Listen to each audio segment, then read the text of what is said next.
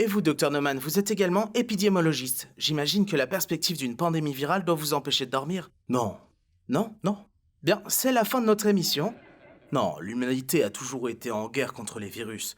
Il arrive parfois que des millions de personnes meurent, comme en temps de guerre, mais en réalité, nous finissons toujours par gagner. Mais vous, que les choses soient bien claires, selon vous, les micro-organismes représentent une Oh menace? oui, une menace on ne peut plus concrète. Les bactéries. Non, Vous aimez dire non. oui, Ni les bactéries, ni les virus, alors... les champignons. Oui, tout le monde réagit de cette façon. Ils nous paraissent inoffensifs. Malheureusement, ce n'est pas toujours le cas, parce que certains champignons ne cherchent pas à tuer, mais à prendre le contrôle. Petite question. Comment obtient-on du LSD? Vous avez une bonne adresse?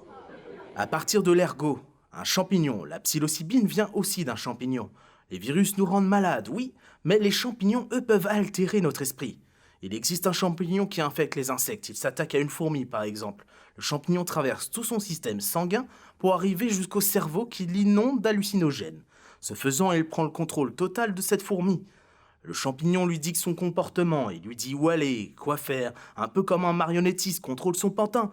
Et ce n'est pas tout, le champignon doit se nourrir. Il commence donc à dévorer son hôte de l'intérieur, se substituant petit à petit à la chair de la fourmi.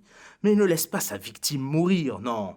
Il va maintenir sa petite marionnette en vie en empêchant le processus de décomposition. De quelle façon? D'où vient la pénicilline? D'un champignon.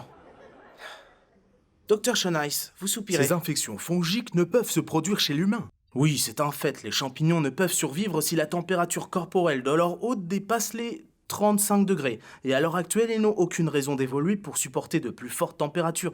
Mais si les choses venaient à changer, imaginons, par exemple, que le monde devienne un petit peu plus chaud. Dans cette situation, ils auraient une raison d'évoluer. Une simple mutation et les ascocymètres, les candidats, les ergots, les cordyceps, les aspergillus, n'importe lequel des champignons serait capable de se frayer un chemin vers notre cerveau et de prendre le contrôle de plusieurs millions, voire de plusieurs milliards d'entre nous. Plusieurs milliards de marionnettes à l'esprit infecté ayant un seul et unique objectif fédérateur, répandre le plus rapidement possible cette infection chez chaque être humain encore en vie. Par tous les moyens, quoi qu'il en coûte, et il n'existe aucun traitement pour cela, aucun moyen préventif ou curatif, il n'existe pas car il est absolument impossible de les fabriquer. Et si jamais ça se produit? Nous aurons perdu.